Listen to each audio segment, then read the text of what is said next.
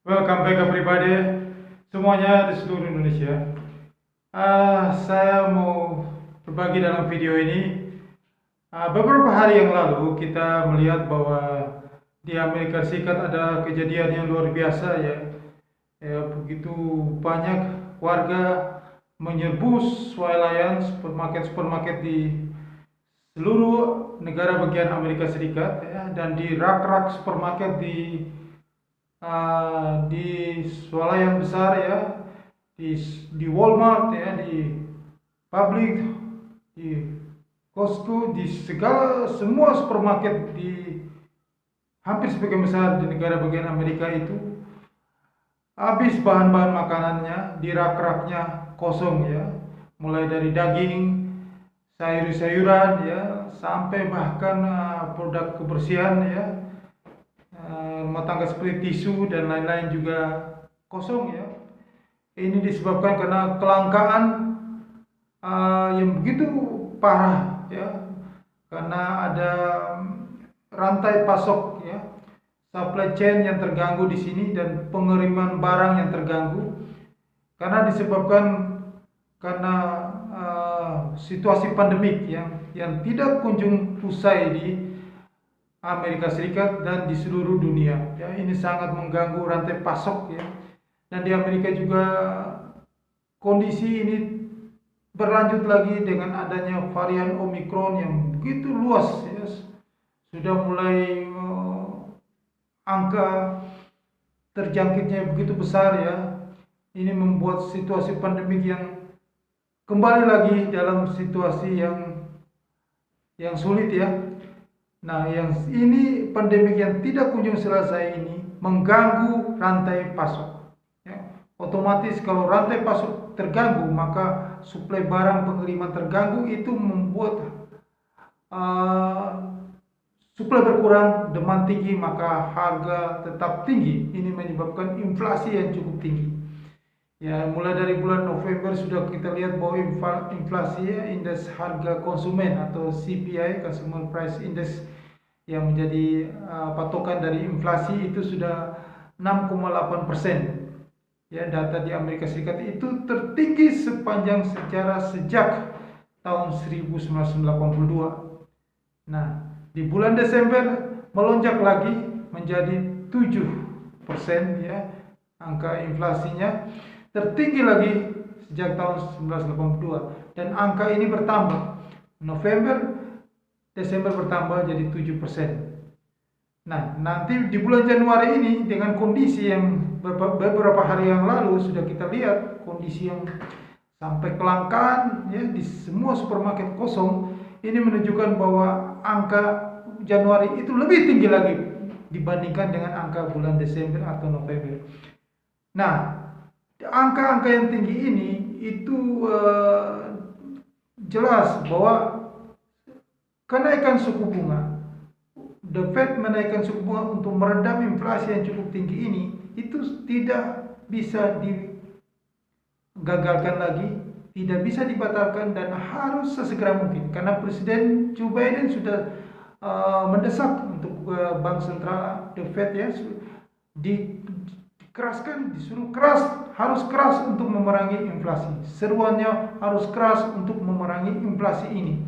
Maka nanti di bulan Maret ini, yang pasti di bulan Maret ini kemungkinan besar ya, sudah diprediksi oleh ekonom di dunia, kemungkinan besar itu untuk cepat meredam itu inflasi, maka suku bunga akan naik itu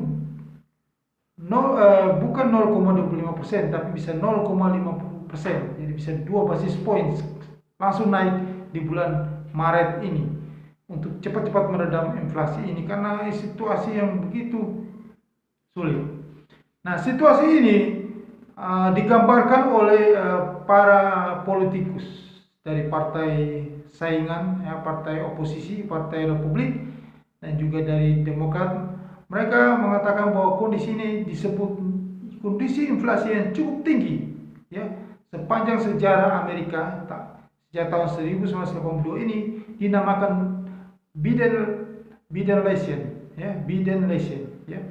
Nah, Bidenlation ini ya, Itu disebabkan karena kebijakan dia, ya. Karena kebijakan dia pada awal-awal pemerintahannya, pada awal tahun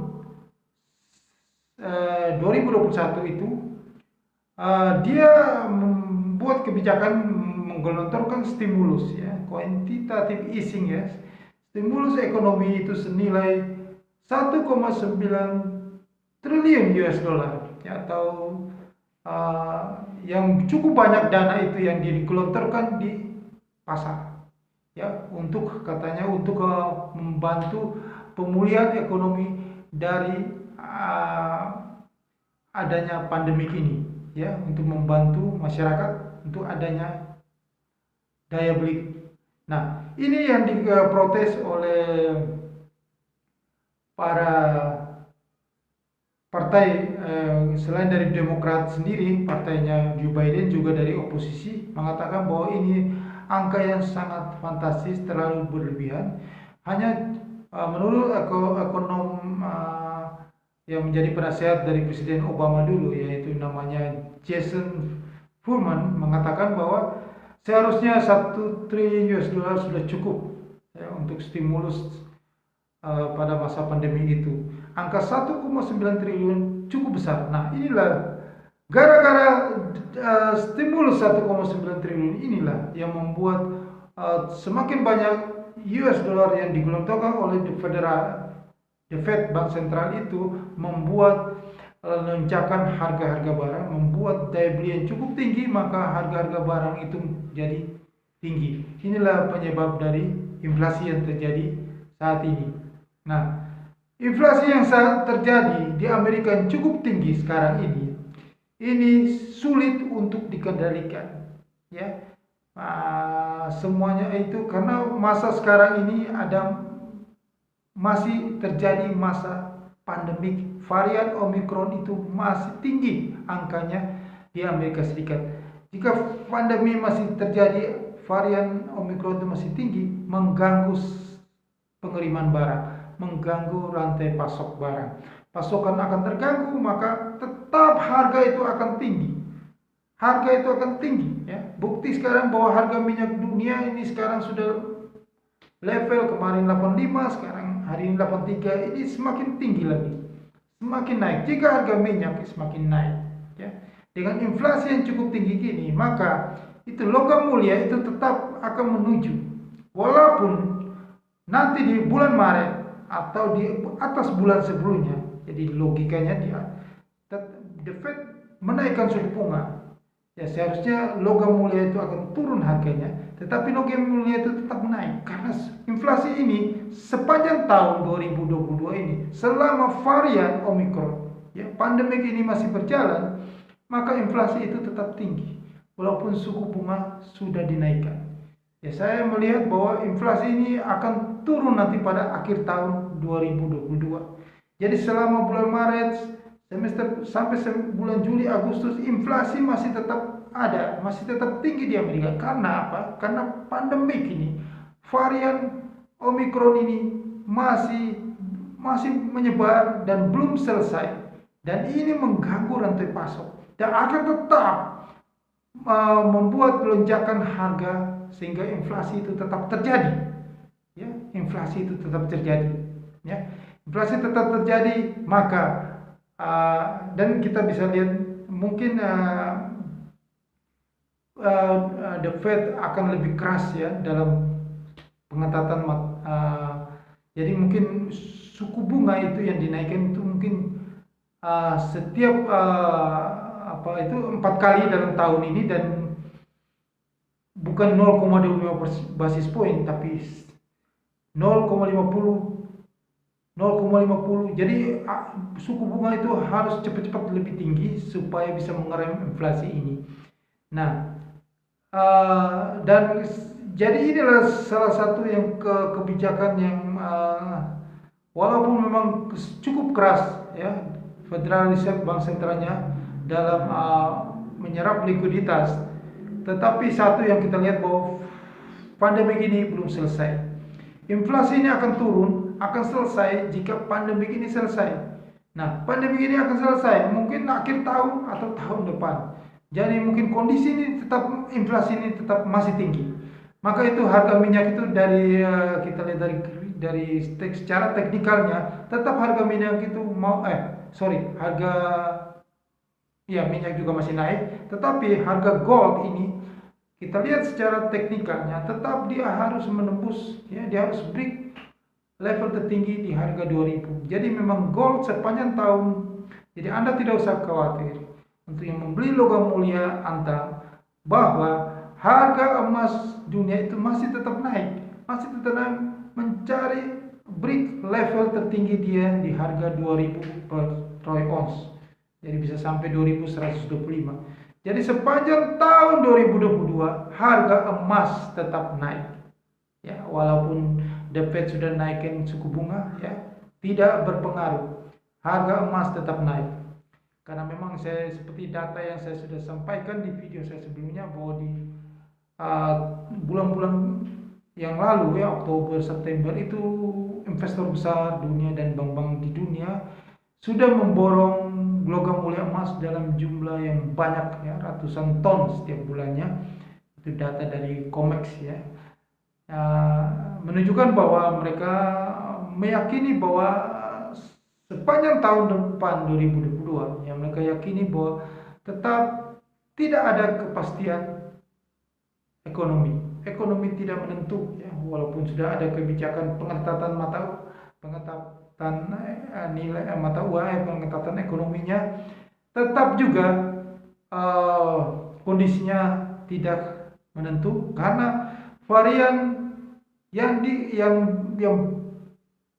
dasar permasalahannya di sini adalah pandemik belum selesai. Pandemiklah awal dari segala masalah yang terjadi sampai detik ini. Jika pandemik belum selesai, apapun daya dilakukan kerjanya The Fed untuk menekan inflasi itu pun akan sia-sia. Tetap saja inflasi tetap ada dan cukup tinggi di Amerika Serikat sepanjang tahun 2022. Jadi jangan khawatir bahwa jika inflasi tinggi, maka yang bisa melindungi dari nilai aset dari inflasi adalah logam mulia. Jadi emas itu tetap akan terbang break level 2000. Ya, kita bisa lihat sendiri juga bahwa harga minyak sekarang semakin tinggi. Jika harga minyak tinggi, udah pastilah inflasi pasti terjadi. Ya, harga minyak sudah 80-an, 83 hari ini. Itu dari minyaklah akhirnya segala-gala barang itu menjadi pengiriman, apa segala menjadi inflasi, ya. Jadi ini dapat naikin suku bunga, market crash, ya. Maka akan terjadi crash. Mungkin dipastikan Maret itu sudah pasti crash. Sebelum Maret itu sudah mulai sepi, ya, untuk akumulasi beli di market, ya. Kita lihat contohkan bursa Nasdaq, ya, kemarin sudah pada investor sudah pada short selling, ya, menjual saham-saham teknologi, saham-saham yang pertumbuhannya cukup tinggi, ya, teknologi, ya. Masa-masa ini mereka sudah meninggalkan saham-saham teknologi besar, Amazon, ya, Metaverse dan lain-lain segala macam. Ini menunjukkan bahwa investor sudah kembali ke aset yang mencari aset yang aman, tidak berisiko tinggi, karena mereka mengetahui bahwa sudah memprediksi bahwa di tahun 2022 ini penuh ketidakpastian ekonomi. Jadi mereka mencari jalan yang paling aman, yaitu mereka investasi di surat utang. Mereka mencari, makanya surat utang Amerika, obligasi Amerika, ya, negara Amerika, treasury bill-nya untuk tenor 10 tahun, 2 tahun itu sudah naik, ya, harganya, yield-nya sudah sampai 1,9, ya, mendekati 2% dan mungkin akan di atas 2%, ya. Nah, karena semua investor besar di dunia itu mencari investasi yang aman. Mereka meninggalkan investasi yang berisiko, ya, seperti saham, ya, dan lain-lain, dan apalagi yang cryptocurrency. Contoh aja saham-saham sektor teknologi aja sudah ditinggalkan. Ini mungkin efeknya nanti datang ke Indonesia juga, di Bursa Efek Indonesia, ya, udah pasti crash yang seperti video saya sebelumnya. Yang pasti adalah saham-saham teknologi di Indonesia juga kena imbasnya akan ditinggalkan juga sama. Jika di Nasdaq ditinggalkan, maka di Indonesia juga begitu pun sama. Saham-saham sektor teknologi akan ditinggalkan juga, dan ini akan dampaknya cukup besar ya. Nah, selama tahun 2022 ini ya. Jadi itu yang bisa saya sampaikan di sini, bahwa Anda harus setelah habis Imlek ini memang benar seperti yang sudah disampaikan, bahwa Anda harus cepat-cepat berkemas, karena poinnya di sini Anda melihat setiap hari kita melihat bahwa di Amerika sana itu surat utangnya, ya, surat utangnya itu yieldnya naik. Itu menunjukkan bahwa aksi beli, aksi memindahkan aset, ya, aset itu dipindahkan ke dalam investasi yang fixed income, yang investasi yang tetap, investasi yang berisiko kecil, ya, investasi yang tidak. Jadi investor dunia tidak mau ke investasi yang berisiko lagi. Jadi mereka lari ke treasury bills, atau mereka memindahkan aset untuk melindunginya, sementara di tengah inflasi yang cukup tinggi ini di logam mulia, emas. Oke, sekian informasi ini. Semoga dari sini Anda bisa melihat bahwa jangan Anda berharap lagi untuk kondisi baik di tahun 2022 ini. Nah, kemarin Gubernur Bank Indonesia Peri Warjio untuk menahan suku bunga 3,5%, tapi GWM boleh naik, tapi suku bunga acuan tidak naik. Walaupun The Fed naikin suku bunga, ya, untuk sementara mereka tidak naikin. Nah, ini Anda hati-hati, bahwa kalau ini berjalan bisa berpengaruh dengan depresiasi rupiah. Maka apa yang saya sudah prediksi bisa terjadi benar, bahwa rupiah akan menuju ke level 18.000. Oke, sekian informasi ini. Mohon dengan kerendahan hati Anda subscribe channel YouTube ini, Anda tekan loncengnya dan notifikasinya, supaya saya bisa tetap hadir untuk Anda. Mohon di subscribe. Oke, terima kasih, sukses untuk Anda.